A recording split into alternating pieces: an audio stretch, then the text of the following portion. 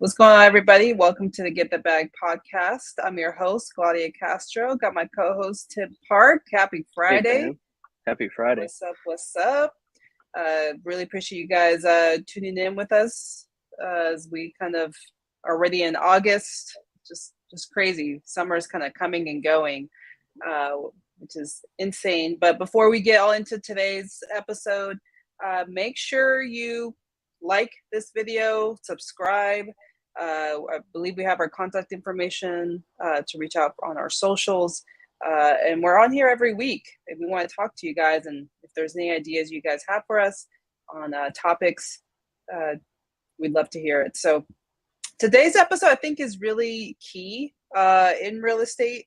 But I think in general, just kind of understanding your numbers, right? And like we talk hmm about comping, especially with wholesalers, given the market shift, I think it's even more prevalent to just get an understanding of what is a deal and what's not a deal.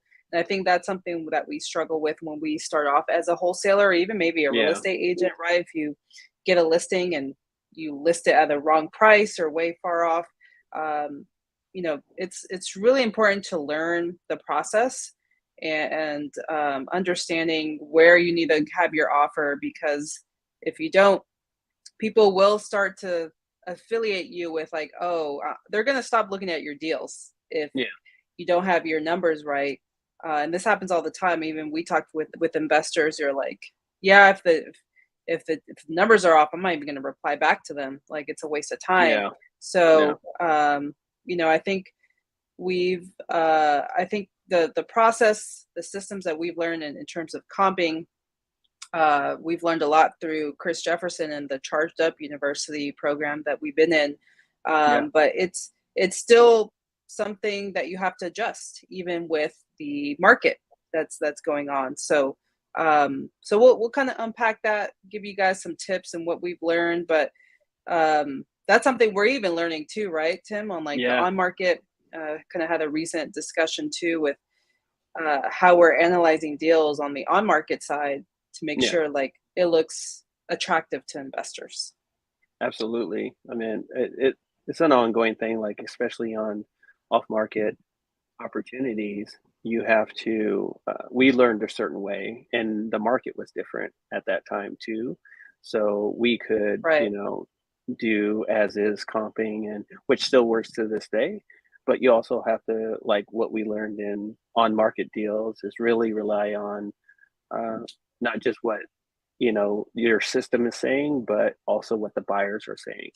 And so the Right. buyers are going to be more a little bit realistic on what actually is going on in that area. If you're seeing more a roundabout number of what that is in communicating with your buyers, then most likely that's going to be the number that you need to really kind of hone in on or be under, so you can actually make a spread on that deal. And we've learned a lot on, at least on market deals, that we've kind of been locking up deals above what investors will, but it was a learning process for us. So Right. and we also reached out to different people and And I learned think we're what talking how we backstage a can little bit. we can comp, for on market properties, at least for Right. wholesaling purposes. So Right. And we're just covering residential as well. Like hmm we can dig hmm deep in terms of comping, which the proper term is underwriting, right? It's another form of right, underwriting. That's a little bit more detailed. You really dig into the numbers, which is multifamily, which is 5 units and higher. It's a whole different process, and that's a big confusion. Usually, I see with a lot of people starting out is that hmm they try to comp a 10 unit like a 4 unit or a one like a right, single family home, and that's not it. So we'll break that up a little bit, but we'll start first on the residential side, 1 to 4 units, um, which is something typically you can use in comparables. Comparable analysis usually is what they call. And yeah, so some of the times is like, if you're just getting started in wholesaling and you're starting to call people are like, okay, give me an offer, or like, hey, yeah, I want to be at 90K.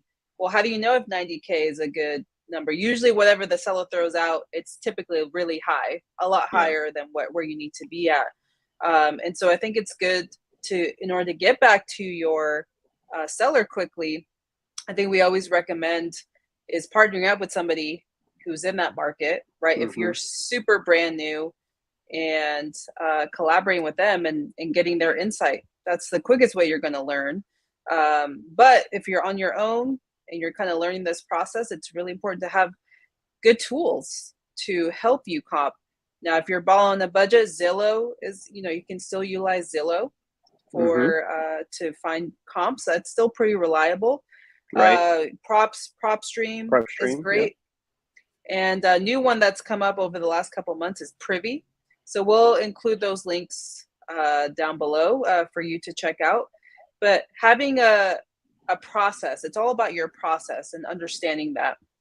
I think is the best thing, where it's like, okay, I have this lead, I have my market. Um, I have this type of property, and that they want this number. This is the system, or this is the software I'm going to use. Either partner up with somebody, right? Mm-hmm. Or, like we recommend, call your buyers first who are buying in that area. I think that's probably the best way if you're doing this on your own, solo dolo with no help. Um, what are the buyers buying it at? I think that's the Mm-hmm. simplest way. What are they buying Simple. flips at, buying holds? Are they buying in this area? That way you start to understand, and then you can break down if you see an address that they purchased and renovated, take a look, see like what areas and what kind of condition was it in. That's probably going to be the easiest way.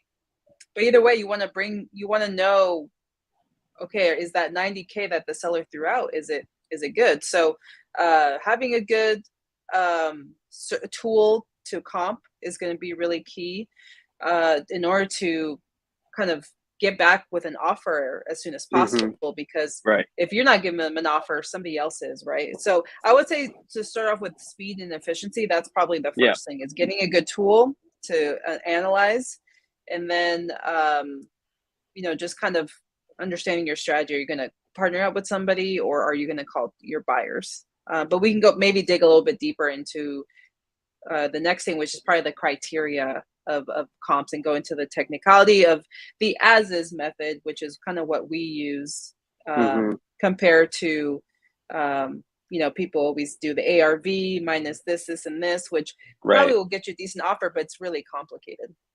Yeah, exactly. And I think, you want to simplify your criteria to be as fast and efficient as you can be. And knowing, what the criteria is going to be, what you can learn from your buyers as well, too, is, does it have the correct square footage, correct bedroom, bathrooms? What's the distance from your current property that you're trying to get under contract? So, usually, typically, what we've learned, especially on off-market deals, and what we used was prop stream. So we'd use, Mm-hmm. about, depending on, quarter of a mile or half a mile radius, depending on if there was any activity in the area of currently sold off-market and off-market properties. And what we would see is what was the as is properties were going for in that area. And then we could see, hey, these off market deals are going for X amount, let's say 100,000 for example purposes. We Mm-hmm. would have to lock it up under that to get that spread. So that's kind of how we Right. would make our offers for, at least for off market deals. But like tools like Privy kind of allow you to see what you know fix and flippers actually paid for the initial property for, and then what they sold it Mm-hmm. for. So it Right. gives you kind of a benchmark of what that looks like, but it goes back to talking to your buyers as well too, because what they paid for maybe last year is not what they're going to pay for what this year. Or So even 3 months ago. exactly, Like it's constantly exactly. changing.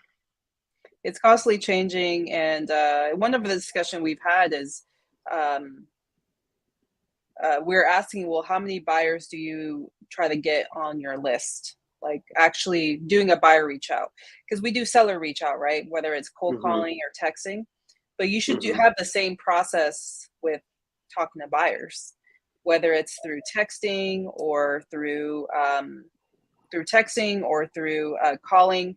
Uh, you should have a process down where you're at least talking to 5 new buyers every day, Right. every day. Right. That's kind of what we were told, and that's something we realized. Oh, we're not doing that as consistent as we probably should. And so incorporating that gives us more data. The more, like the same thing with sellers, the more sellers you talk to, the more probability to get more leads and more leads on the contract, more deals. But with buyers, the more data you have, the more buyer data you have, okay, these buyers are buying in this zip code, this neighborhood, these types of properties. Then when a deal comes in, you can kind of filter it out by, okay, these are my multifamily buyers, these are my single family in this zip code, or these are just my flippers, these are my buy and hold. You can filter out your buyers based off of that criteria. So if you're getting 5 buyers a day, which for the most part, a lot of people actually source this out to their BAs to do, to just call Mm-hmm. buyers. So you can do that. You can also send text to buyers as well. And the way you get talk to buyers is, using Privy is pulling like, okay, what are recently sold flips? So Mm-hmm. usually you can tell it's a flip because it's a really nice property, like really nicely done. And then you can usually, what's really cool about Privy, you can see the before and after. So these are Yeah. ways that really give you a good idea, indication, and you should be checking in with your buyers on a regular basis. I think one of the suggestions was once a month, put them in a text Mm. campaign, and just checking in, like, hey, how are your things? How are your projects going? Is your criteria, so are you still buying in this area?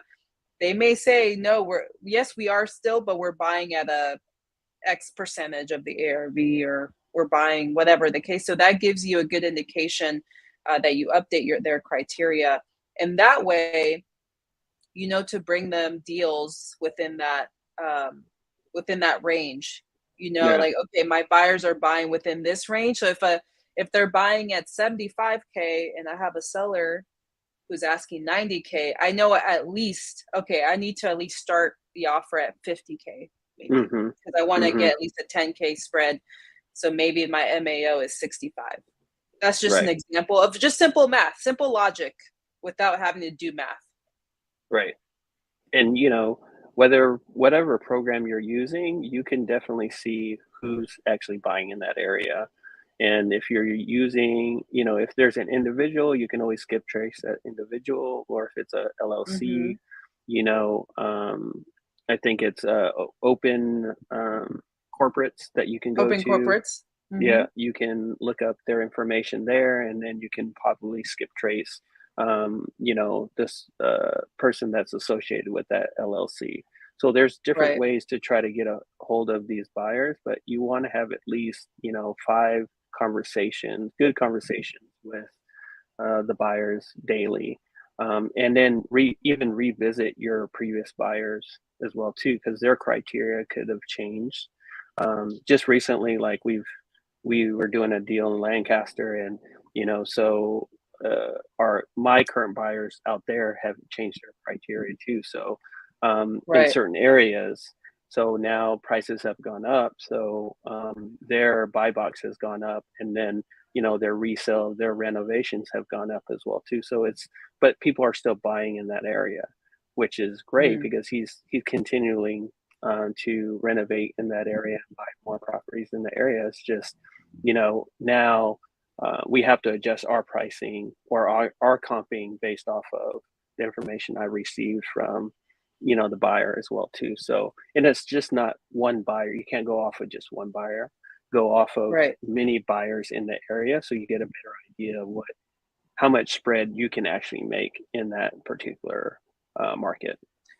Yeah, it was, and that's a great example. It was a little wake up call too. And But again, if we would have implemented reaching out to those buyers, but LA County is pretty big, so sometimes you're going to get deals, or you can get leads from all throughout. So if you're not really familiar with LA, Palmdale, Lancaster is like up north of LA, so it's out. It's a secondary market, I would say. Sure, sure. And so, as they come, this is why it's good to check in with your buyers. Have we checked in? Maybe if we put them in a call or a text thread, they would have told us, oh yeah, we're buying around this price range, or maybe we would have at least had an idea of what their range was. But now we know. Now we can take that information, that data, and we know, okay, for flippers, they're buying at this price point. Maybe for buy and holds is slightly a little bit higher, but you don't take it as like, oh man, like we had to cancel an agreement. You take it as like, okay, cool. Like now we know. Now we're more informed. And it's also looking at, okay, what other areas in LA? Maybe let's check in with all of our buyers and see. Let's just go through a call, a day where we're calling all of our buyers, and eventually set a system up, like we talked about. So the same process with buyers and sellers, it's all the same.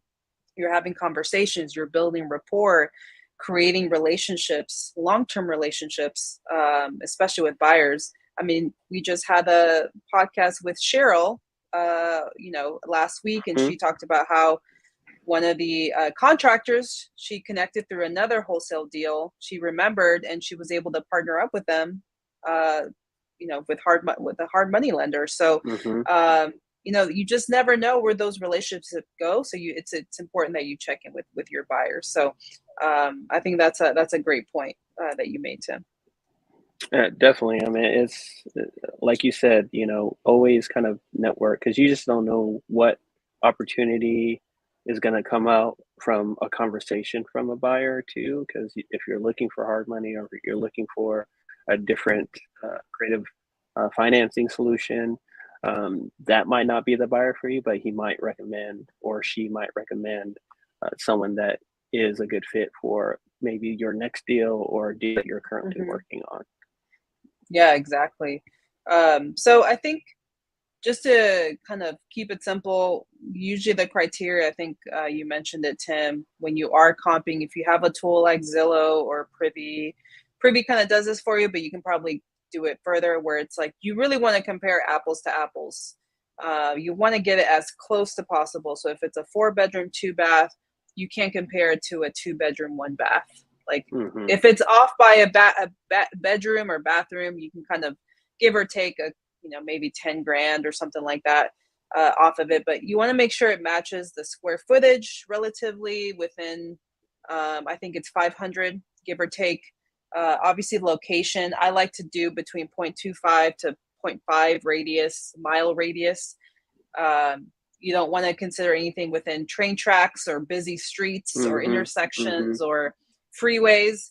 Like if my property is on one side of the neighborhood and then the other property is like over the train tracks or over the freeways, that's probably not a good comp, because that makes a difference. Like maybe the property across the freeway is in a better area than mine.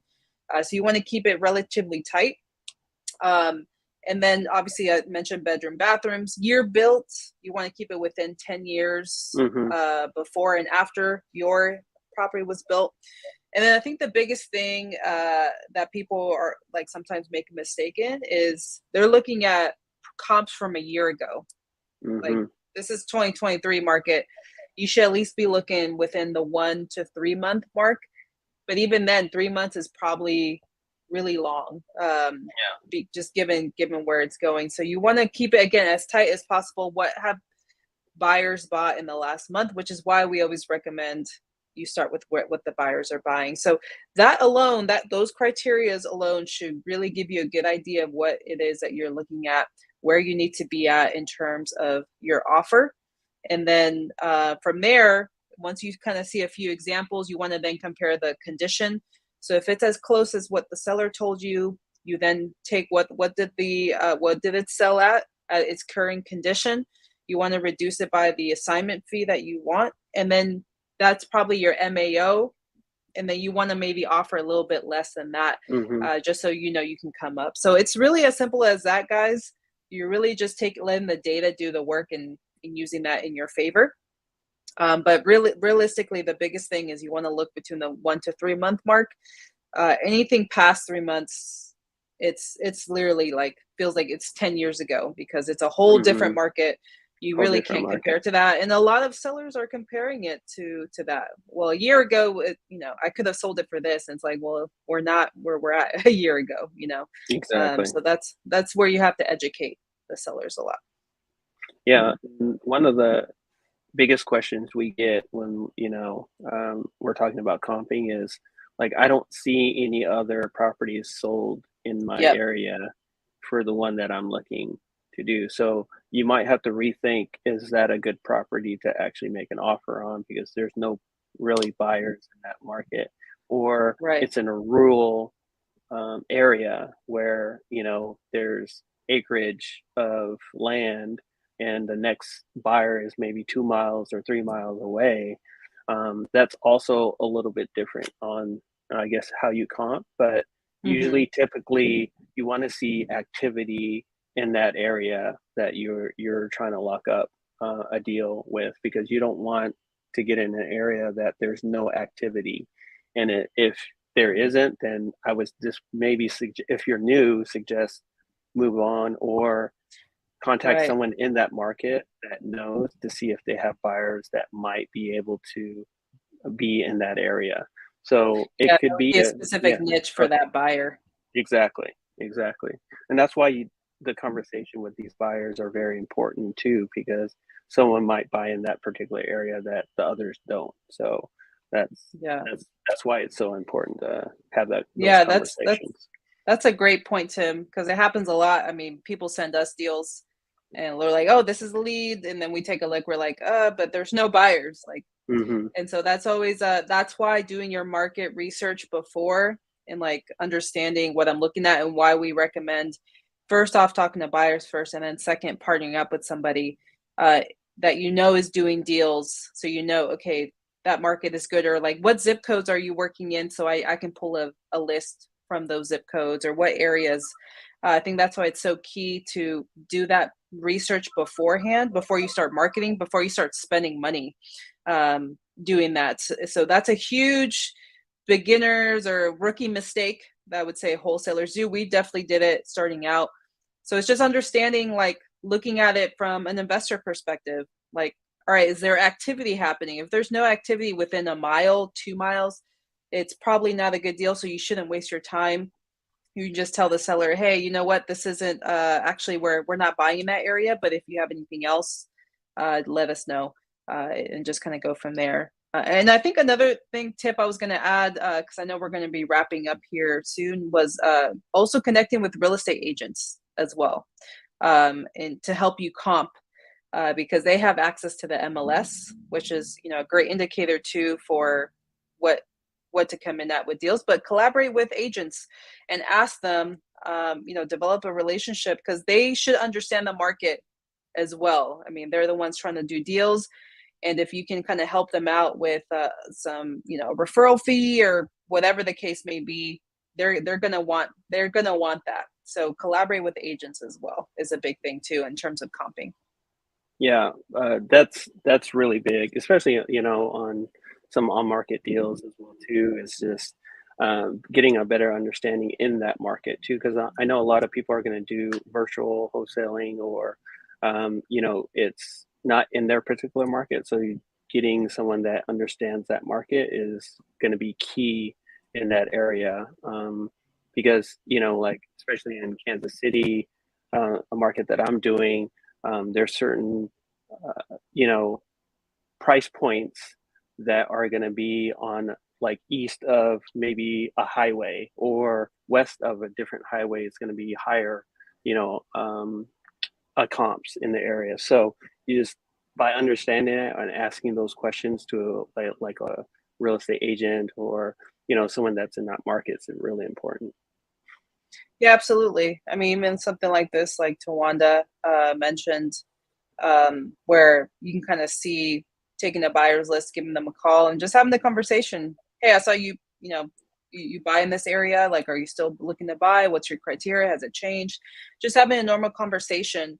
But I think this is why Privy is so powerful because they do have that feature that do feature agents that are investor friendly. I haven't used that specifically, but if Yeah, you are looking to work on market deals or just in general, you're looking, agents also have buyers, investors that they work with. So it doesn't hurt to give them a call and just be like, hey, I'm an investor. I also wholesale a lot of deals and I'm looking to collaborate with agents. And I see that you've worked with investors and whether your investors buying at, and if anything comes across, like I'd be happy to collaborate. Again, we're in a market where agents need work. They yeah, need money. So use them as a tool. Like this is where the whole conception of like misconception of wholesalers and that uh, bad rep that wholesalers get, especially from sure. agents.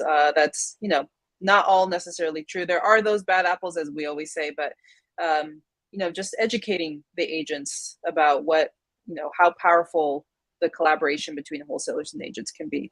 But I think for the most part, just don't overthink it. Just do it. Like, and if you're Hmm. just starting out, there's plenty of videos. I think we'll drop one that Chris Jefferson did that was really helpful in the as is method. But take some time and take an hour a day learning how to comp. The more you get in it, the more the more you expose yourself to, I think the more you'll pick it up. But it's all practicing too. Talk to more Yeah, sellers. They're going to give you a price. So by practicing in real time, you'll be able to kind of really understand that. yeah, and you have to, if they're new buyers, just interview them and ask them questions, and just like have a normal conversation. And Yep. just you do your that's your market, and that's what you're going to send them, and it has to meet their criteria, otherwise you're wasting their time. So Exactly. Well, this has been a really good conversation. I hope you guys got a ton out of it. Like even Twanda said, a lot of agents don't know who wholesalers are or what they do. So again, use that as an opportunity to speak with them. We've done various number of episodes about working with agents, and that's something we'll continue harping is like collaborate with more agents. right. But speaking to your buyers, reverse engineer the process. That will help you out. But I hope you guys can comp like a pro after this video. But we'll be back next week with another great episode. I think we have a guest coming up next week or the week after who's doing amazing things in the LA area. But hope you guys have a great rest of your weekends, and we'll chat next week. Talk to y'all later. All right, see you. Bye.